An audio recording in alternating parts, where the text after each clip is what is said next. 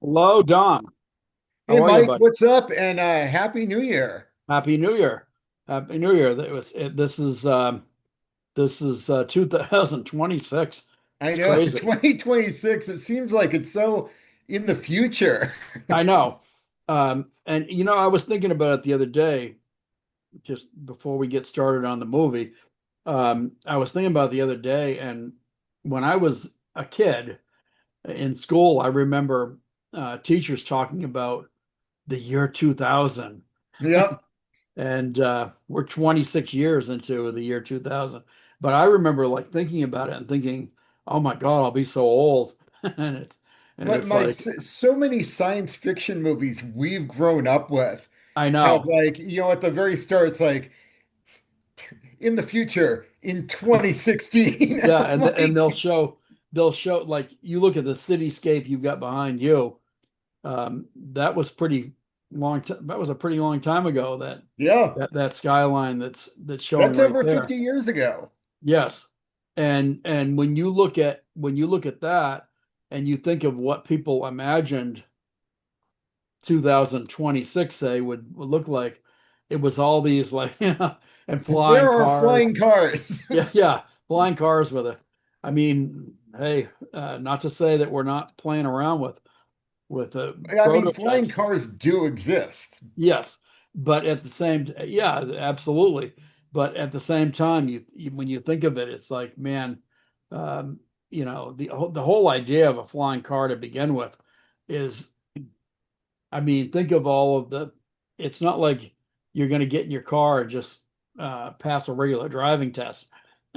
if your car is able to, go. I mean, can you imagine like everybody flying at the same altitude and Can you smashing into each imagine other. being a flying car driving instructor? Oh my God. It'd be Yeah. the most stressful job ever. Really, because they always portray driving instructors as being these people that are like, they're real tense and nervous, and it's like, don't do that. Oh God, don't do that. And it's like, man, if you were Adjust your altitude. yeah, you're not authorized to be flying at this altitude. But anyway, our to get back to what we're supposed to be doing. Hello, everyone, and welcome to another movie chat. Is this our first spoiler alert of the year? It is. This is actually, Okay. yeah, this is the first movie of the year, and this movie is my pick. It's The Prisoner of Second Avenue. It's a movie that I've long, long, long held as in high regard. I love this movie. I love Jack Lemmon. Anne Bancroft is, as far as I'm concerned, incredible in this. But Dom, why don't you give your uh, little intro for the So, movie? so what we're talking about today is the 1975 Neil Simon film, The Prisoner of Second Avenue, starring Anne Bancroft and Jack Lemmon. It tells the tale of a beleaguered married couple living in downtown, I'm guessing Manhattan. I'm Yep. not Oh sure yeah, exactly. it's Manhattan for And sure. who are just suffering through all the trials of city living, like all Yeah. the greatest hits when you hear city folk complain about what their day-to-day annoyances are.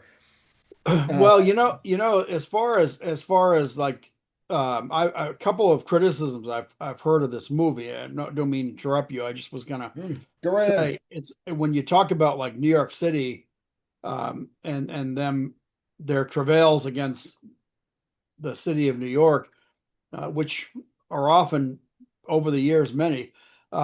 New York in the 60s and 70s was in such sharp decline.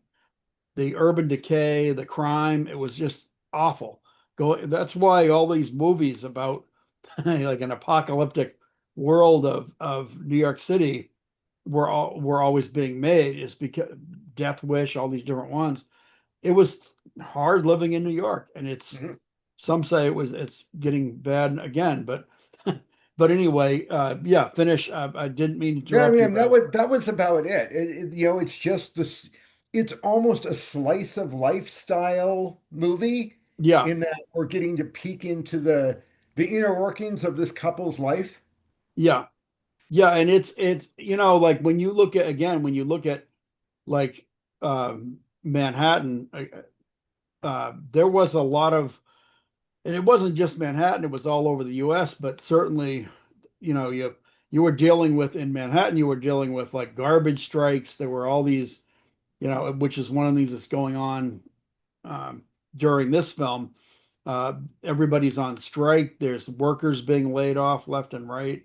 Um, Companies going out of business, which happens every day in all walks of life. But it was really going. There was a lot of downsizing at that time, and this guy, unfortunately, is a real victim of the downsizing. And the other thing that enters into this one, and that is um, the male image and the male roles at that time, Hmm. Hmm. because it was a lot harder. A lot of times you did have a guy that was the sole breadwinner Hmm. once a couple got married. And this guy is certainly in that situation. And he's definitely of a mindset that he needs to take care of the family. Hmm. And I mean, I remember like back around those times. I don't know if you remember this, but John Lennon, when he was married to Yoko, he wanted another kid. I don't know why he didn't take care of his first son, but because he didn't. Poor Julian just got kind of laid by the wayside. But he wanted another kid, and Yoko agreed to have the kid on one condition, that he raise him. So essentially became a house dad, and he was at home taking care of baby Sean. And that I remember at the time, like when I heard about it, that was a very unusual thing. It was a very unusual concept. Um, so again, the male roles were definitely different. And this poor schmuck gets laid off and doesn't even tell his wife that he's been laid off, because he's so worried about her reaction, and he's freaking out. And so of course the guy starts having a nervous breakdown.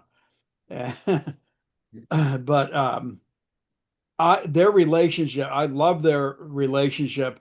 Not so much he's just out of it because he's losing everything, but she's so good to him, and she's so supportive of him. She's really a really wonderful, loving wife. I mean, you really feel bad for her for most of the movie, Yes. Yeah. for pretty much the entirety of the movie. I mean, she is trying her best. She's going above Yes. and beyond, and Oh wow, yeah. she's getting no support. No. And as his condition worsens, as his nervous breakdown, because that's exactly what he's going through, as that worsens, um, she's she's just putting up with daily abuse. He's she manages to hook up with the job that she used to do years ago, and it's some type of production. I'm not sure exactly what she's doing, but she's Yeah, they didn't really specify. no, but she's working for some television, or if it's movies, whatever. I think it was television, but she's doing a really good. She's supporting them, and you know, I would appreciate the hell out of a woman that when you fall down, that the woman's right there to help you out, and I would have zero problems. I'm from an older age group, but I would have zero problems. I would have zero problems with a woman being the prime breadwinner or whatever.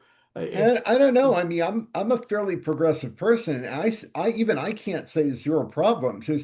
There's an image ingrained into the male Yes, it's true. The male psyche psyche. that Yeah, they can stand on their own 2 feet and get out and get the job done. yeah, And I certainly am not the breadwinner in my family at the moment.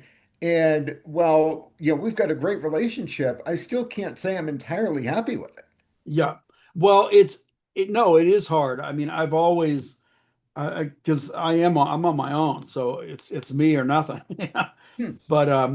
But as for if I can't do it, then it's there's nothing else to fall back on. But And I've always managed to just pull it off. Sometimes there's been times I've had to look for help. Um, but as far as like, yeah, I agree with you. I kind of feel that like I like the idea that yes, I'm pulling my weight, say, um, not just marrying, say, a rich woman that's it's like, oh, she's going to support me. So, which isn't wouldn't be the worst thing either. But if there's any, I'm joking. But anyway, no, as far as I get it, and yes, I think my generation, your generation, I think we probably had a bigger a bigger need and a bigger it was part of your masculinity. There's a See, whole Jack Lemmon's role, extremely relatable. yes, yes, absolutely. Jack Lemmon, one of the things that I love about the actor, and for anyone that hasn't seen this movie, from my point of view, this is a must see. Neil Simon wrote some of the greatest plays and some of them have been turned into some incredible movies. Um, but as Jack Lemmon always was the every man. He just personified what the working schlob, the regular dude that you meet in the street. And I think this role is certainly all of that. But but as far as like you know the the feeling that I mean he's got a brother, which his brother is a terrific dude that's trying to help him out, but at the same time has always made him feel inferior to him.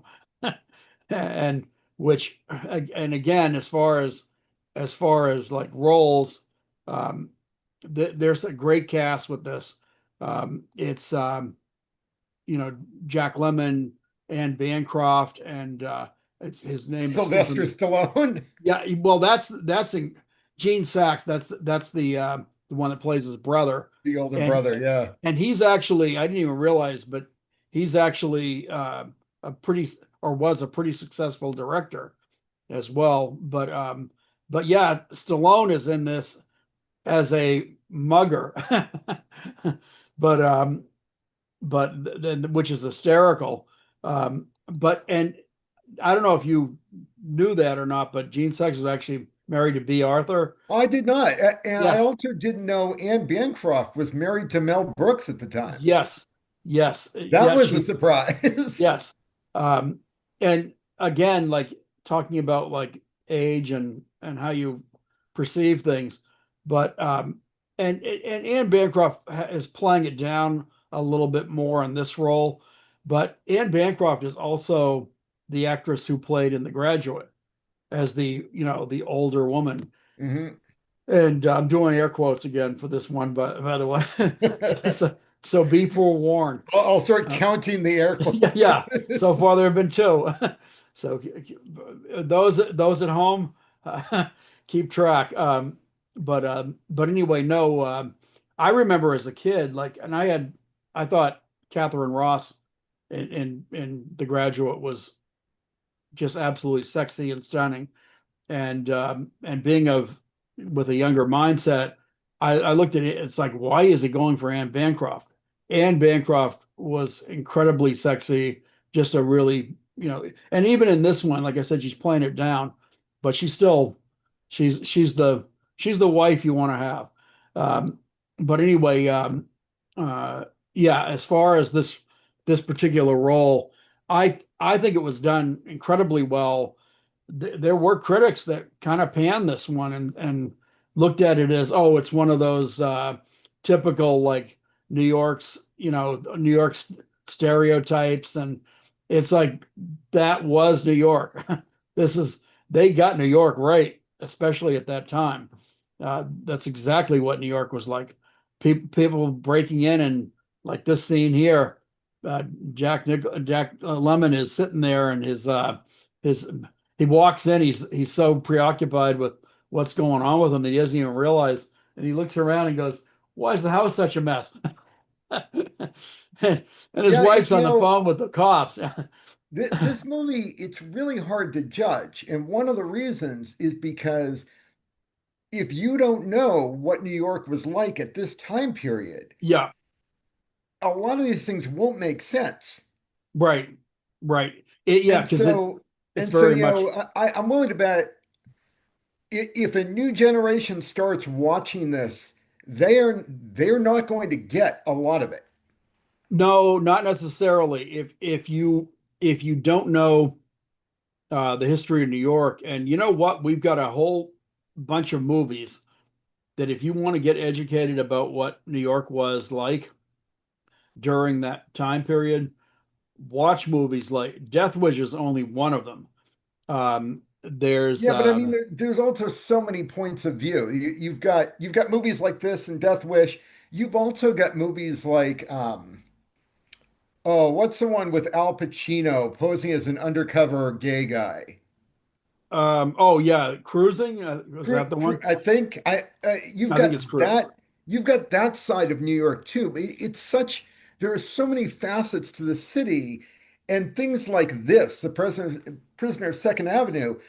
It's only reflecting what a fairly white middle class individual is experiencing. Well, I mean, yeah. Well, first of all, Manhattan is and always was like the expensive place to live. You would have your more affordable areas in Soho and things like that, but Alphabet City and some of those areas.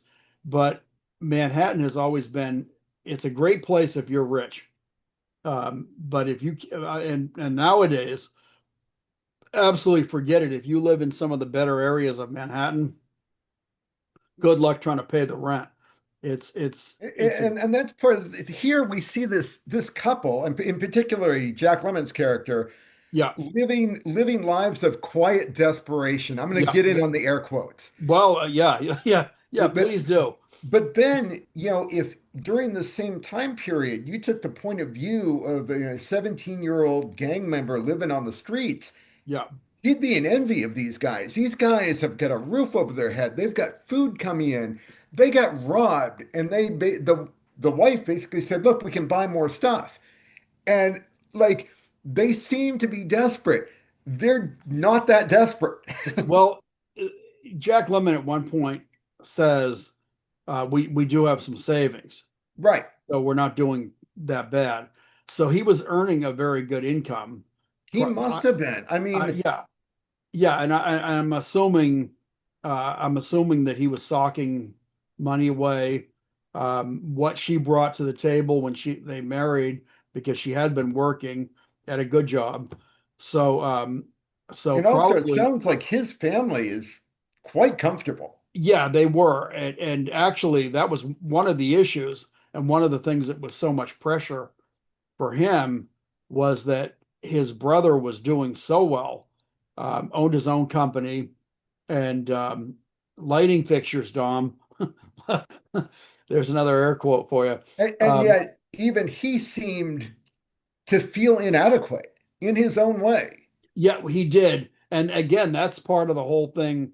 The time period for guys, that was a hard time period to be a guy. I mean, there's a lot more. I There's mean, a it was a lot hard more. time period because I don't know, there was just a weird, rigid point of view in that time Yeah, period that but has softened a little, not as much as you would think, but a yeah. little.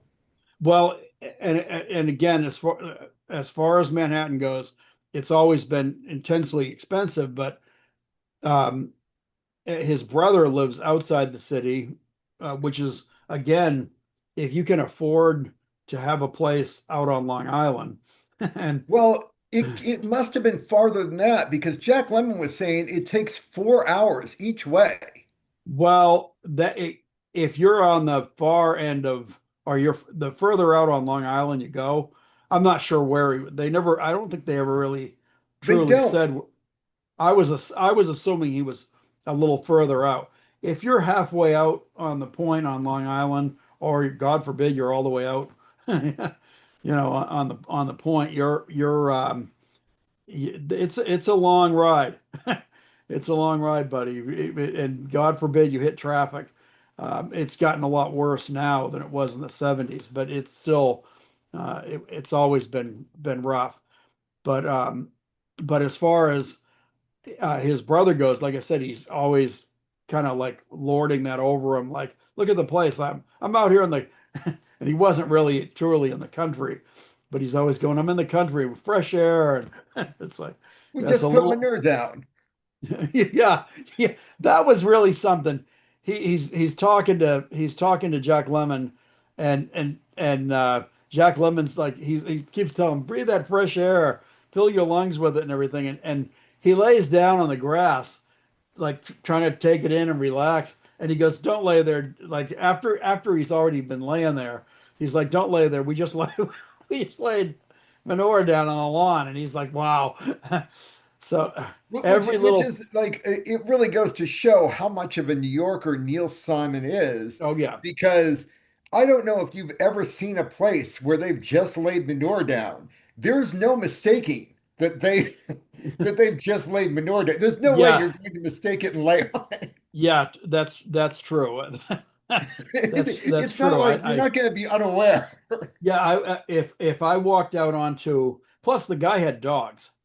Mhm. And honestly, I don't know anybody that has a yard um, that has a dog or two that, and I know I think they had two dogs. I think they had didn't they have two German Shepherds? Oh, I don't remember. Well, the dogs were like right up at his window when he pulled up. He said those I hate their dogs are like they're he was describing him pretty much a savage, and they're she was like, no, they're just friendly, which they were. They came up to the window and they're really just trying to lick his face. But you have two dogs, you don't want to lay down on somebody's lawn anyway unless they're meticulous Oh yeah, about we clean. have three goats. There's no way I'm laying down anywhere in our yard. Yeah, yeah, it's like those aren't Cocoa Puffs. But no, and again, like I said, I his brother, as much as his brother was probably a little bit annoying at times, his brother actually was really coming from the right place. He loves his little brother, and actually he comes out and says it. He says, "I envy you, like everybody loved you, and they didn't love me. I was just, he has the exact same mentality. If you ever listen to, there's an episode of Comedians in Cars Getting Coffee where Mhm. Alec Baldwin starts talking about growing up. He is kind of the same persona as this guy here. He's he thought of himself as being the breadwinner in the family, and at a younger age, he was going to work. He was hustling to make money for the family, and his younger brothers, Stephen, Billy, whatever, they're out there. He would describe it as I'd come home after like a long day working, and he goes, and they'd be out playing basketball in the yard. He was like furious that they got away with being able to be young and free and kids, and his brother's the same way. He saw Jack Lemmon as well. I had to go do the work. I earned the money for the family, and Man, every single person in this movie needed therapy, like yes, badly. oh yeah, And absolutely. not whoever Jack Lemon's character was talking to, not that useless dude, but like some serious therapy. Well, by the end of the movie, his wife needs it. Yeah, She's yes. they Manhattan has not only broken Jack Lemmon, but it's broken Anne Bancroft by the end of the movie too. She's as bad off as he is, and he's actually starting to recover. But they're at the point, and there are so many scenes in this. I love this movie, but I love the whole fight with the neighbor.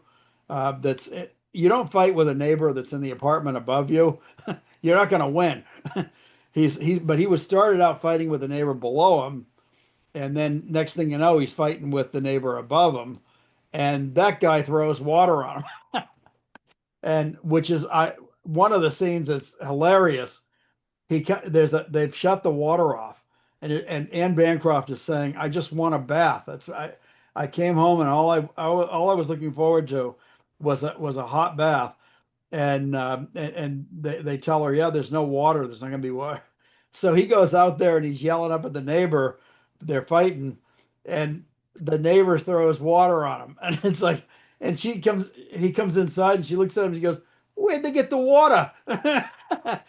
Which Now, I thought was one of the funnier lines in the movie. But now I'm going to counter the comedy thing. okay, So there's a number of reasons why this movie is a hard movie to judge fairly. One of which is you'd have to know a bit about New York at that time period. sure, A second thing, I've brought this up before, if a movie or television show is successful, it's going to be copied to death. yes, And so this is the first time I've seen this movie. And yet I grew up on the Bob Newhart show, Three's Company, all these other sitcoms that presented city and or apartment living. yeah, And I've heard these jokes a million times. They are not funny to me in any way. They're just dumb and hollow. And I can't tell if that's really because they're dumb and hollow or if it's because I've just seen them poorly presented over and over and over again. yeah. Well, like you said, um, movies that are really good movies are often imitated and often not as well, not as well done.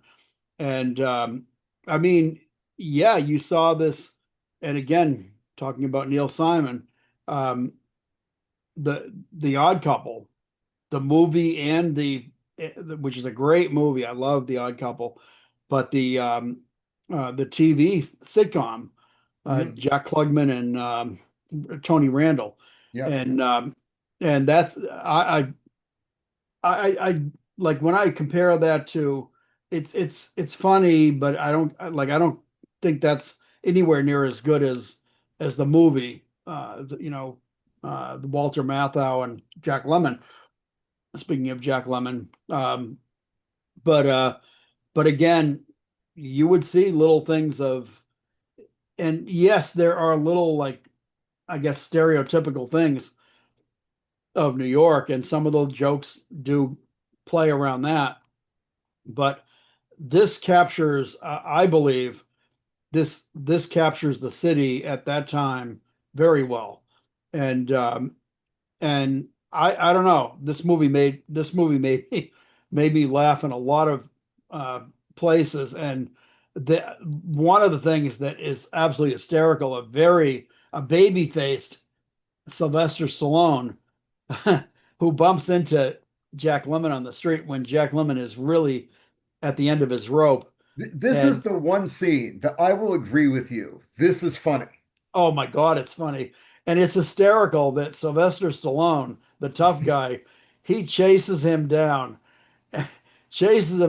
and he ends up on top of him. He and he's going like, "What do you want, man? What do you want?" And he goes, "Just give me the wallet." And he goes, "All right."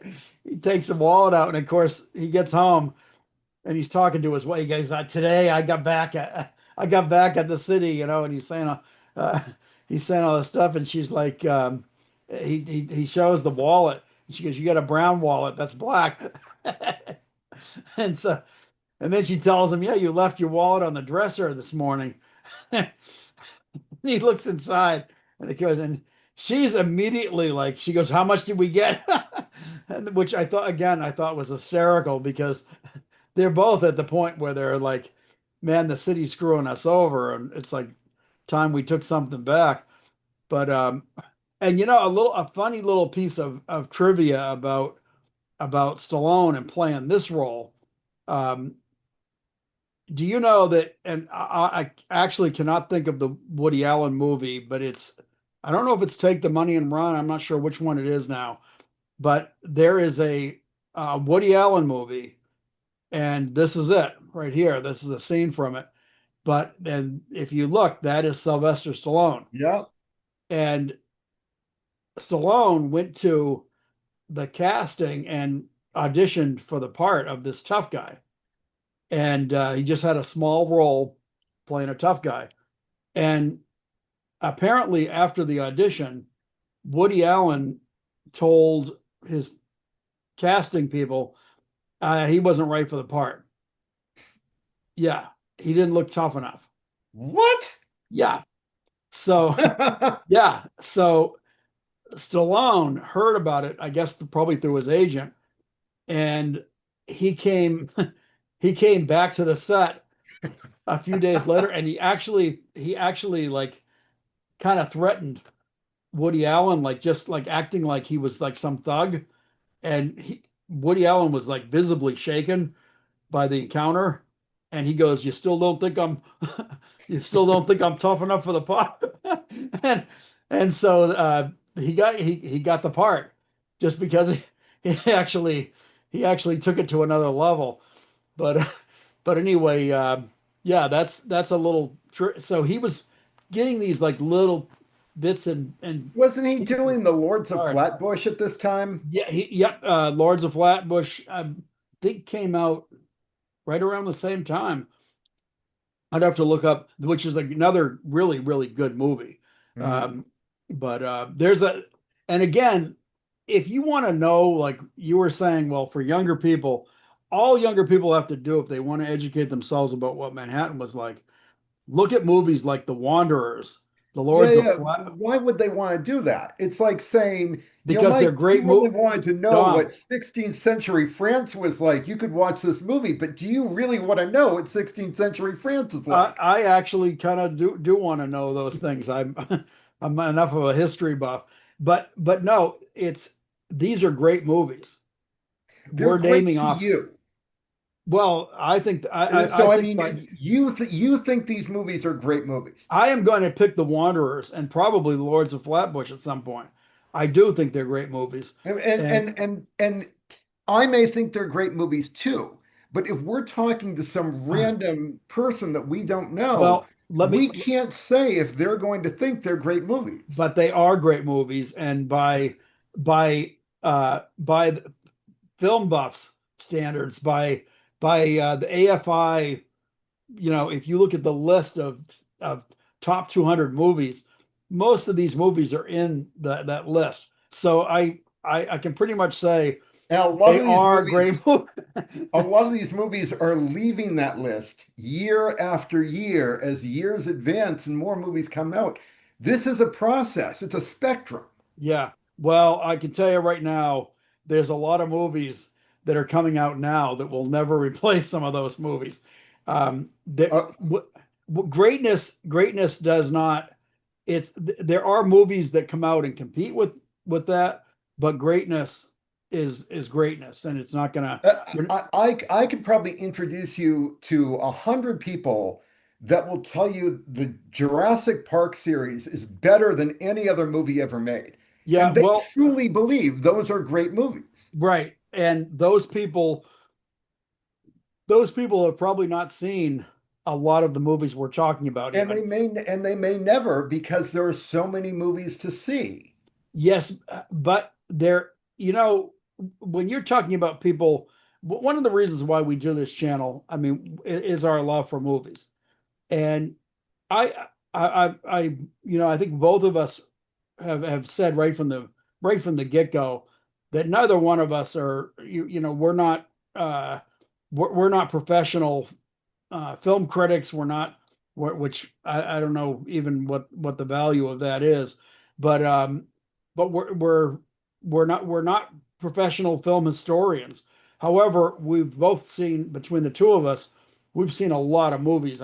My the amount of film that I've seen over the years is startling.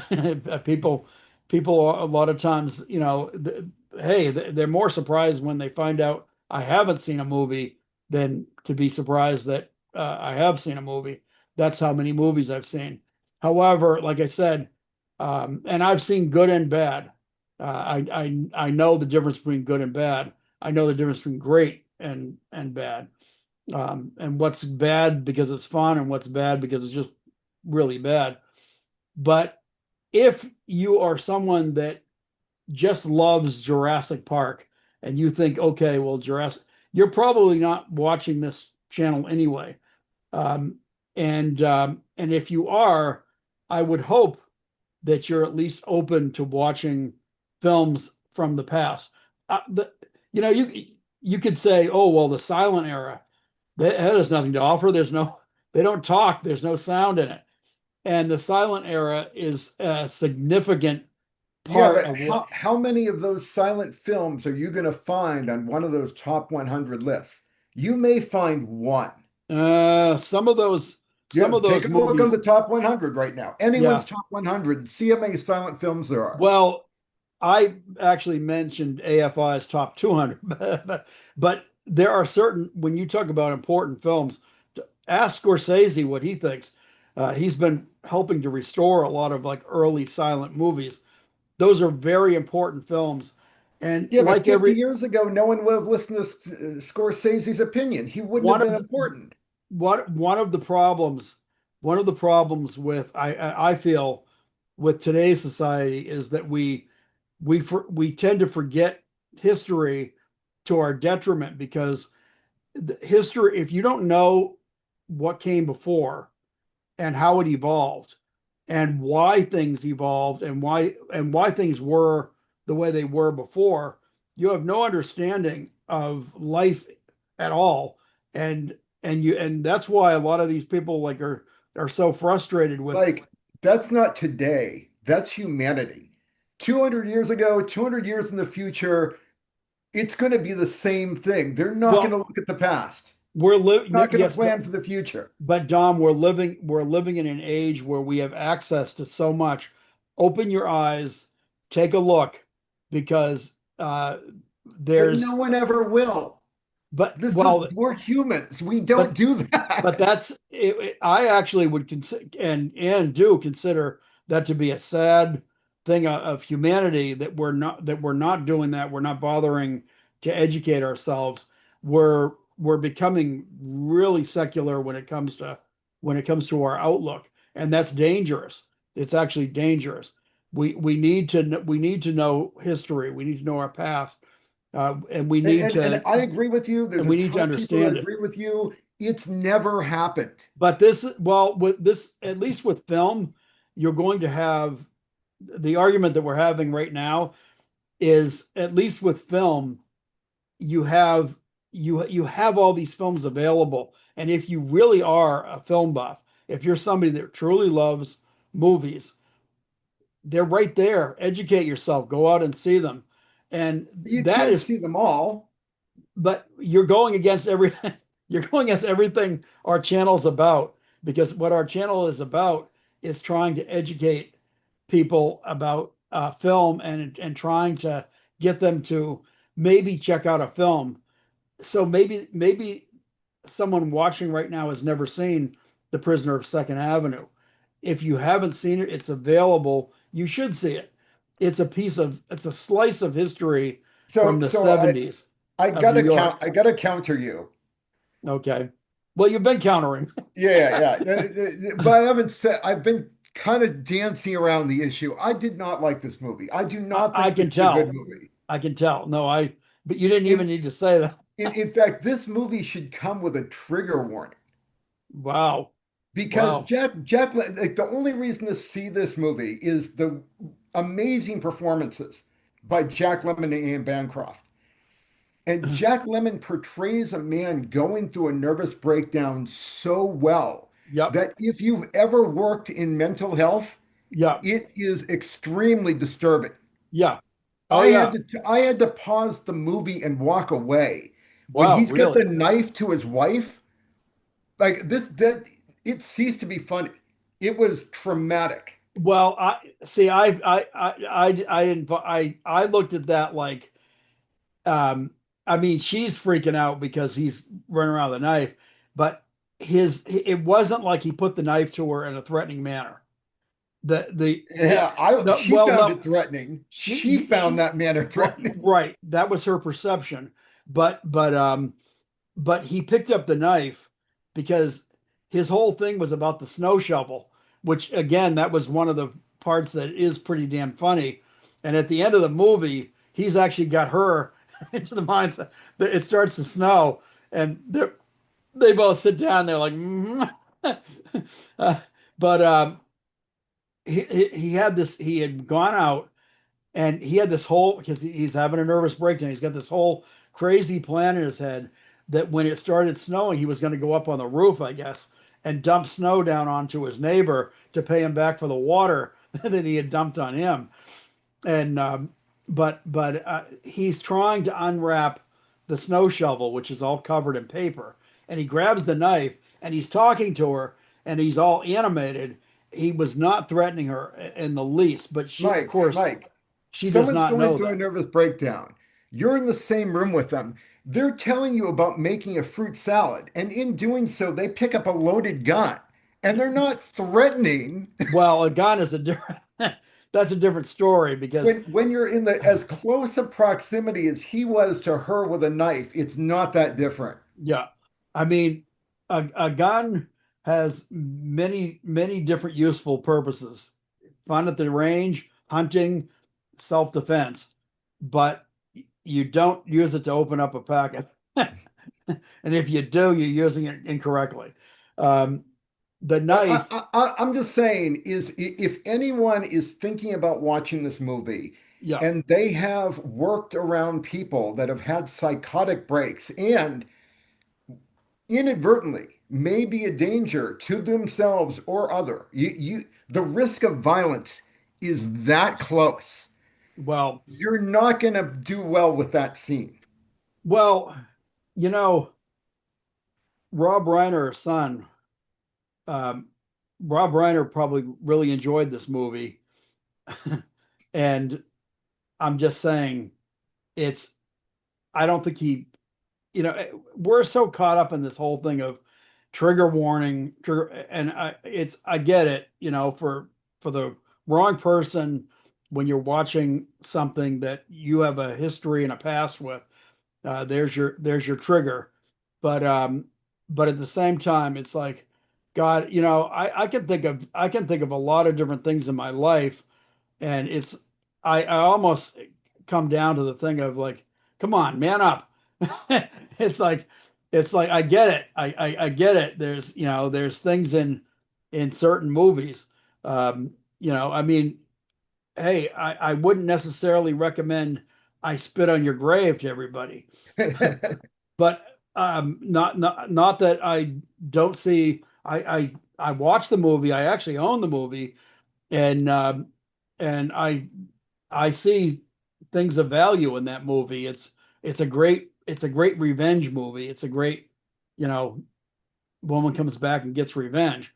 Um, but and it's actually got a lot of like uh, comedic scenes in it that weren't necessarily meant to be comedic, but they come off that way because it's a low budget movie. However, this movie here, yes, you could start saying it's got trigger warnings in it. Well, everything's got trigger warnings in it. I mean, you wouldn't watch anything if it The was. Jerk doesn't have trigger warnings in it. The It Blues could. Brothers didn't have trigger warnings in It, it. it could. It absolutely could. Um, but we get start going. There's a scene where there's a crazed shooter on a hill. If someone has ever been through God forbid, you've been through some kind of a mass shooting or something, or you came back from the war, you might not want to see that scene. And that's very true. But if you're going to start putting trigger warnings on everything, we we all need to just wrap ourselves in bubble wrap and roll around on the floor and say, Trigger oh, warnings does not mean a ban. Like I could put a right. trigger warning on something. That doesn't mean you do not go to it. It's just a forewarned, forearmed type of It's thing. it's it's the start of a it's the start of a ban. It's next thing you put a trigger warning. Next thing you know, it's like That's a slippery we slope shouldn't thing. show. There might be one kid in the class that's allergic to peanuts, so make sure the kid that's at the front of the classroom, that's nowhere near the kid in the back of the classroom, isn't eating a peanut butter sandwich today. So, and it's like, I get it. I get it. There's peanut allergies. There's all kinds of, you know, there's all kinds of reasons for people. I just, I just feel like we're getting too way too soft in society. And so let's remove trigger warning at all. I Yeah. used the Tri- phrase. Wait, trigger warning. I used the phrase to, basically just convey Right, there's a lot of people that will not find this movie in any way funny or amusing and will find it disturbing. right. Well, those people are not fun people. Avoid those people at all costs. I am one of those people. This Well, movie was very disturbing and depressing. There is no joy in this movie. You oh my don't, God. it's not a feel-good movie that you walk away saying, I love life. Well, I wish we had a more vocal listener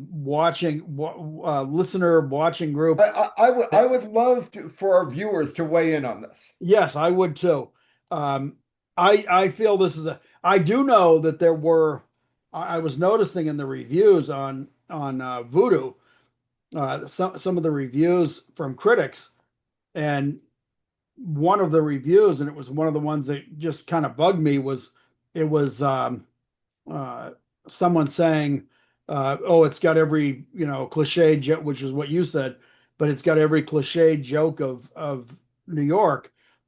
It's like a cliche joke if it was something that was made early on in film that depicts. If it's something that's made today, if you're making The Prisoner of Second Avenue for the first time nowadays, and you were just doing these jokes, it's like, well, you missed that time period was back in the 70s. It's you kind of missed the boat. It's those now they are old jokes. But as far as how this movie's done, Neil Simon, I consider one of the greater playwrights. I He love is, he is. And I've heard absolute. great things about this play that I don't know if it transfers well to the movie. I see. I think this was a there's a lot of movies that are made from a play that are Yeah. really badly done. Mhm.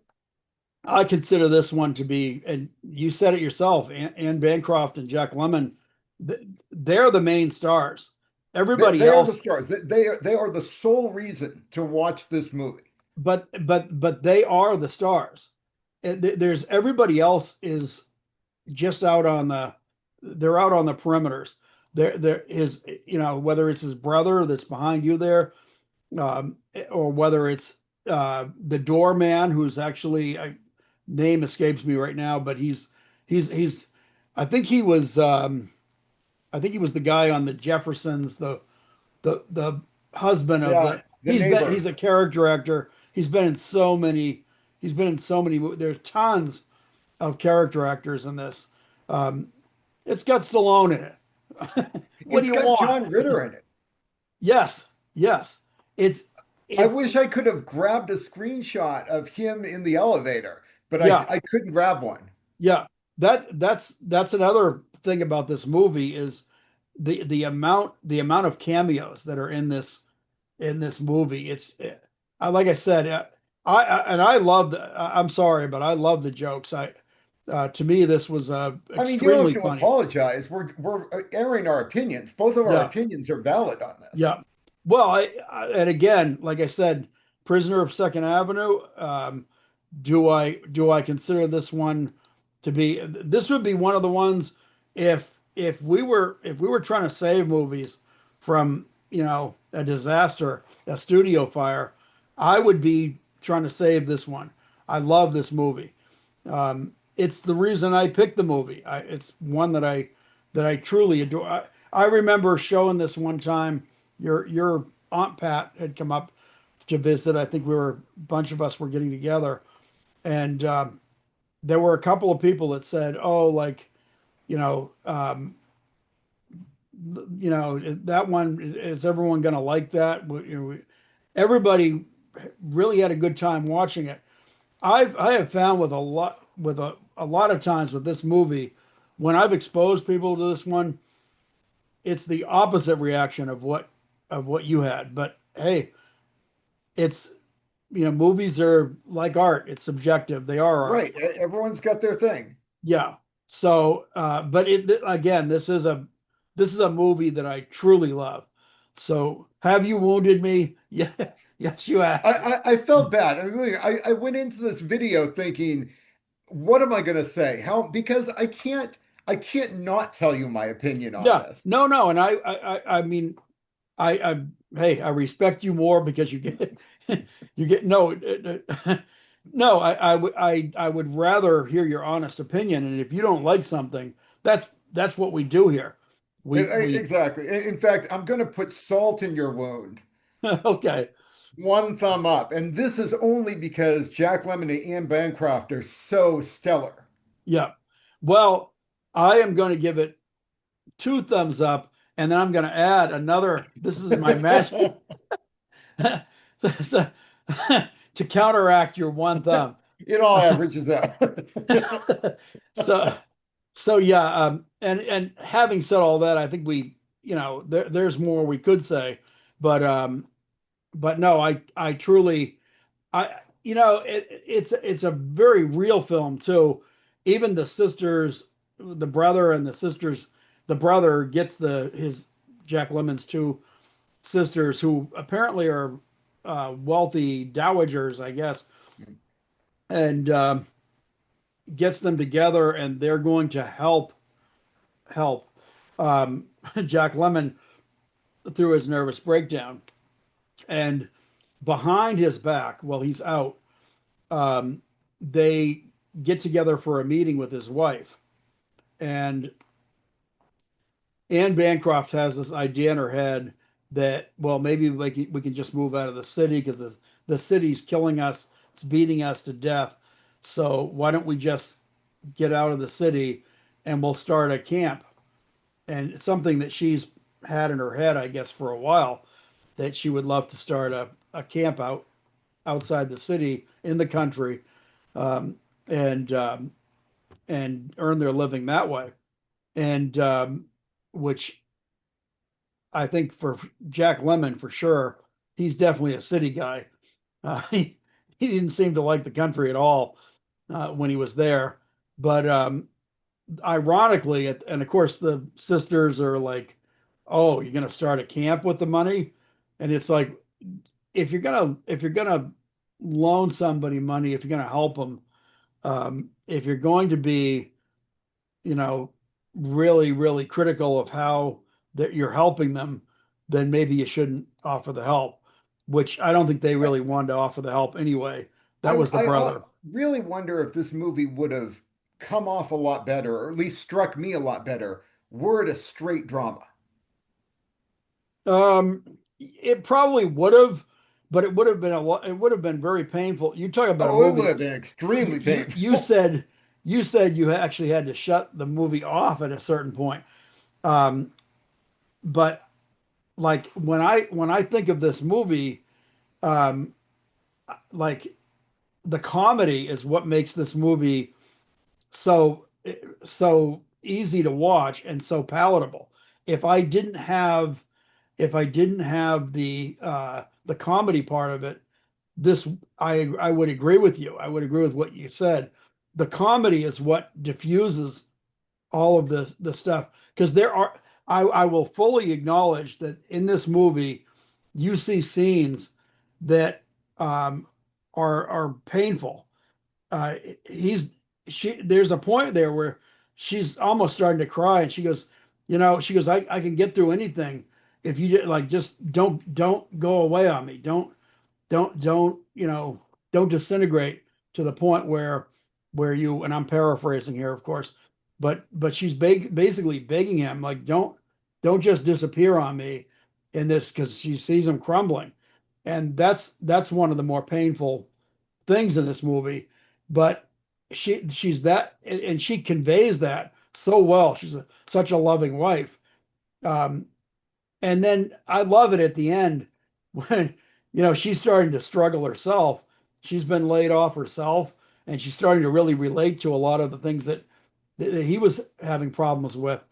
And he comes back, and he's starting to become, especially after his encounter, his brother offers all the money that he was trying to get the sisters to come up with, and he's writing him a check, and he's just saying, "Hey, just use it. I don't care what you do with it."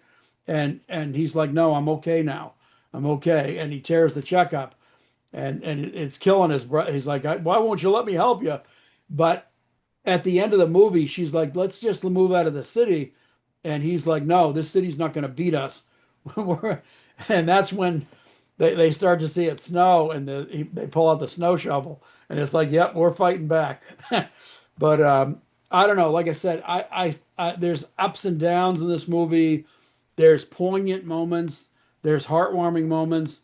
There's some sad moments, and there's some, in my opinion, some truly funny scenes in this movie, and that's why I love it. So I think we have said everything we could say about it. Um, and naturally, we've both given our opinions. Dom, I don't think I think you struggled to give the one thumb, but but as far as the film goes, I personally would urge anyone, if you have never seen this movie, check it out. It's Neil Simon. It's strong writing, strong acting, terrific, terrific roles by both Jack Lemmon and Anne Bancroft, and lots of strong cameos. So those are my reasons for liking it. But hey, you know, everybody's It's got easy different enough to opinions. find. Check it out. You might Yeah, want to look at some of Neil Simon's other right. stuff first, but Well, yeah. And Neil Simon's, and his writing is for adults. It's not for it's not for kids. And I think so much of writing nowadays, and you talk about, oh, they're making movies all the time now. I see movies that I really like that are new movies, but Hollywood's ability to make a movie like this, of this quality, with this kind of writing, is it's just they're rare. They're it's like finding a, I don't know. I think there's some really great movies with great writing being put out. yeah. I mean, give me 10. Like A Marriage Story, People, Men. Yeah, I think, I mean, I can name several off, but they're nothing like this because the world is not like this anymore.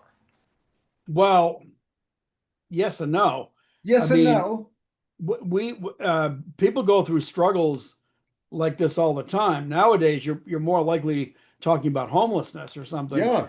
of someone that, and this is a couple that could easily nowadays have been ended up on the street, and even back then could have ended up on the street. If they luckily they did have some backup, some people that could have helped them if it had gotten that bad.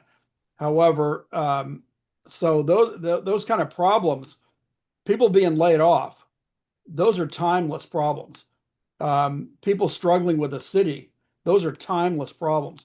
They'll never go away as long as people are living together and working together, especially in mass quantities. So, but no, I feel like Neil Simon's writing is up there with the best of them, and I think, like, when I look at Neil Simon's comedies, and they all have, a lot of times they're dealing with something, someone, a partner cheating on someone, a marriage breaking up. There's, when you look at Neil Simon comedies, and someone once said to me that all comedy is based in pain, and I disagreed with him at the time, and I kind of have come back around on that, and I agree with what this person said, because I do feel a big part of what makes something funny is some element of pain, whether it's self-deprecating or whether it's about some other poor schmuck or schlob. But it's that's so that's what you're seeing here. We're laughing at this man's pain, No, you're and, laughing at this man's pain. well, you I'm laughed at not. when you watch Planes, Trains, and Automobiles. Um, they're both they're both dealing with, and at the end of the movie, you start to really see, because everybody's just laughing at, oh my God, John Candy is this crazy nut causing all this misfortune. At the end of it, you look at him, he's sitting in a bus depot or train depot, and he's all alone. And finally, Steve Martin has figured it out that this guy is all alone, doesn't have anybody, his wife has died, and that's a huge element of pain. And even at the very end of the movie, I would almost have to give it a trigger warning that you shouldn't watch the end of the movie if you're a single guy or a widow or widower who has lost a spouse, because he takes him home to his family. And as beautiful as the scene is, he's reuniting with his wife, his kids. John Candy is left to stand there smiling, this kind of very pained smile of seeing this beautiful moment with this man and his wife, and he doesn't have that. He no longer has that. It's a beautiful moment and a painful moment. Do I love that movie? Absolutely. That's one of my favorite movies. Is it painful? It sure is. And I that movie actually brings tears to my eyes every time I see that at the end. So there's a trigger warning there. And I'm Well, I just mean, you saying can't this, trigger warning sorrow. Everyone gets sad. Fear to absolute terror. Yes, that's the well, for a I trigger didn't see warning. terror. I saw that she's kind of freaking out because what is he doing with the knife? Well, But yes, why is she freaking? She is in terror. if no, but if he Something's was, going on with this but guy. dude, the difference is intent, and there was no intent on his part. It was just That doesn't matter to no, her. but that's part of comedy. Misunderstanding is misunderstanding intent is a tried and true comedy theme. You see that all the time. Watch an episode of Three's Company where they're thinking, "Oh, that guy's a killer," and everybody's, it's like and it turns out he's a postman trying to bring a package. It's something silly, but it's like, okay, well, whoa, that could be a trigger warning. Well, this was not. He never came up and threatened her with that I, knife. I He was know holding the knife and situations shaking it like because that where the it was woman got stabbed. He what's was that? not in his right mind. His intent didn't matter. He didn't even know what he was doing. He No, he couldn't did. recognize her fear. He He was couldn't recognize her calling for help. no, because he was so intent on unwrapping a shovel, And so, and that's what could he have done with when he's that unaware of the situation? no. There was never. If I had seen that, if I had seen him say anything to If her, I had seen that on the street, I would have intervened and maybe physically.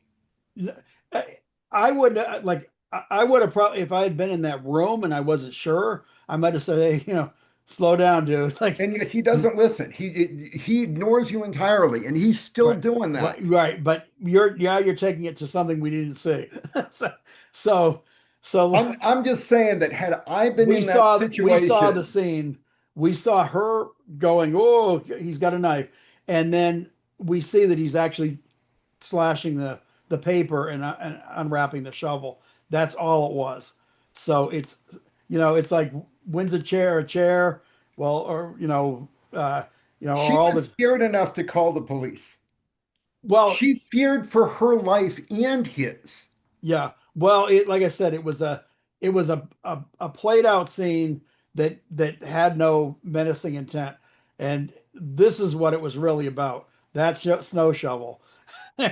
And he never there he never the only abuse that he actually, which I will say, the only abuse that he actually puts on her is the psychological abuse of saying stuff like, "Oh, you're out working late again today," like making it sound like, like maybe she was having an affair when she's really trying to help him.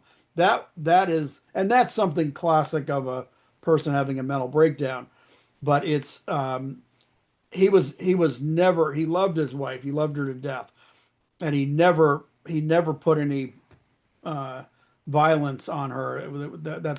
That wasn't there, in my opinion. I didn't see any of that. I just saw a man that was like in this scene. He's cracking up, but he pretty much for the most part held it together when he was with her. He left it to snide comments and things like Now, that. Mike, had someone pressed the matter, he would be in jail. Yeah, well, that could be something that's also wrong with society today because I would want that. If that guy did that with a knife to me, I would want him in jail. I wouldn't if I knew he was trying to unwrap a snow shovel. No, because he's not listening to me. I am trying to communicate with I him. You are scaring me. I feel threatened. You should stop. And well, he does not listen. He doesn't well, even think. all I can say is as soon as if I had been in a room and I saw somebody pick up a knife and I'd be thinking like, whoa, the person's really animated. If I saw them grab a package and start tearing at the package, I'd be like, okay, he's opening a snow shovel. I'm not going to freak out. I'm not going to want that person in jail over that. So I don't know. Agree to disagree. It's all I can say. Um, Obviously, again, we have a different take on this one, but it's been a fun discussion for sure. So Always. and in that sense, I say time to move on. We definitely had an animated fun one. Um, and again, I urge people, if you haven't seen it, see it. But now let's move on to Dom. It's your pick next week. It So is. It do is. you And I'm know? going with a movie that I love, that I will tell you right away is not great. It's not going to be on any top 100 list, Right. but it's a fun movie, and I'm picking it for one reason, and that's because I'm lazy. Really? Well, this one was a great movie, but go ahead. So a few months ago, my wife and I started having a movie night once a month, Which I think is cool. which I love. It's great. I've been wanting to do it for a long time, and it's worked out great. Our next movie night is next weekend. Okay. Yep. So I'm going to have to watch the movie anyway, Yeah. and I'm going to pick it for this week. So that movie is Okay. going to do double duty for Oh, so, me. okay. So this was a movie that maybe you wouldn't have otherwise watched. So you're going to subject all of us, Damn right. to a movie. Okay. So what's the movie? Romancing the Stone. Boy, I really enjoy that movie. I like that movie a lot.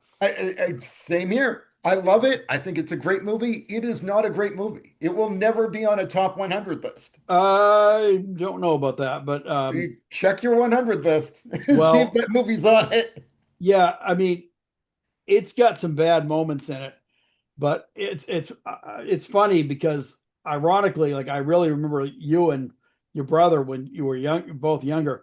You two would not stop quoting that movie, the lines from that Oh movie. my God. Like I think it's hilarious. It's a ton of fun.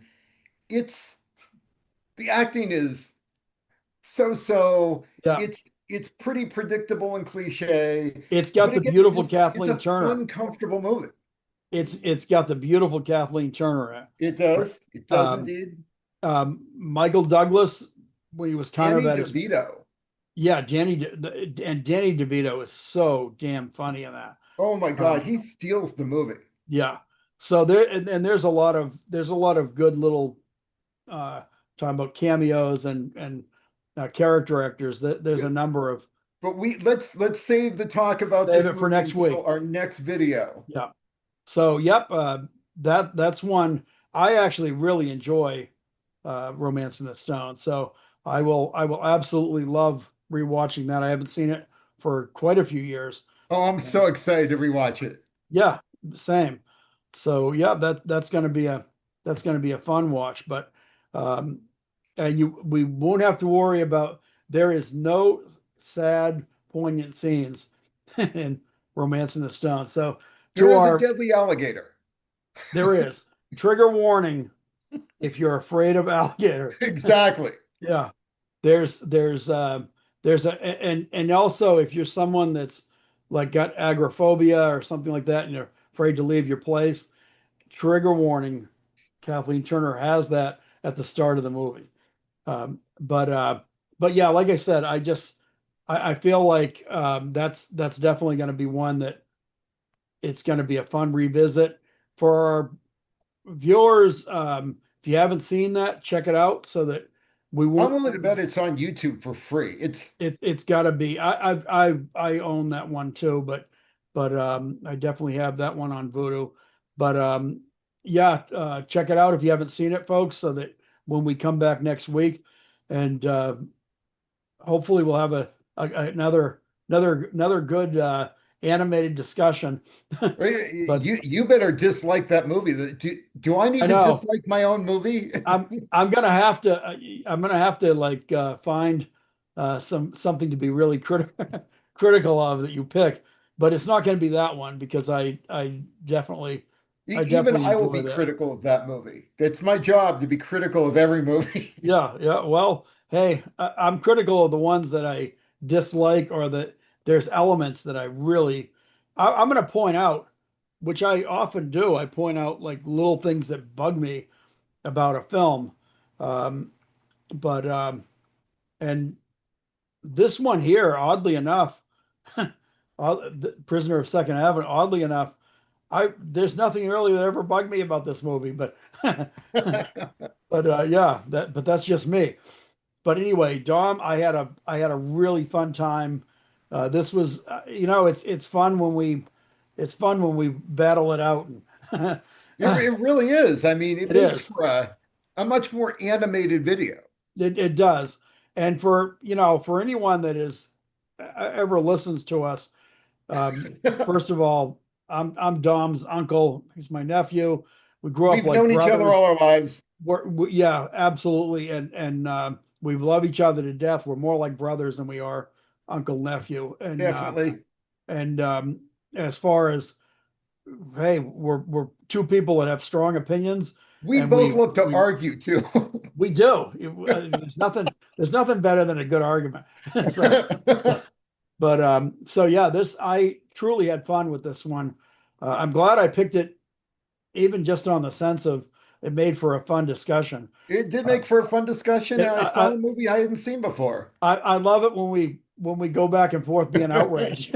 It's just so so that in itself is a great thing right there. But anyway, I think we're going to wrap it up. We'll say, please, people, if you're watching still, like and subscribe. And weigh Check in out on our which of us is right about the movie. exactly. Please, would like to hear some comments. Just say that We want to that argue Mike with is you too. yeah, that Mike is a real he's a real egghead. but yeah, weigh in. Tell us what you think. What you think of the movie. What you think of what we our opinions on it. What you think of our clothing? Yeah, exactly. There's, well, he had no taste. He wore that shirt. It was Those colors clash. yeah. So, but but yeah, like I said, we love comments. So good and bad. If we love the good ones naturally, but hey, if you want to criticize us, we're we're tough. We're putting ourselves out there. Exactly, we can handle it. So yeah, we'll smile and go on. So Let's Dom, watch more movies. once again, it was fun. I really enjoyed this one. It's always Um, fun. it's always fun, and I will see you next week. And Indeed. I'll see you then. okay, take care. So long.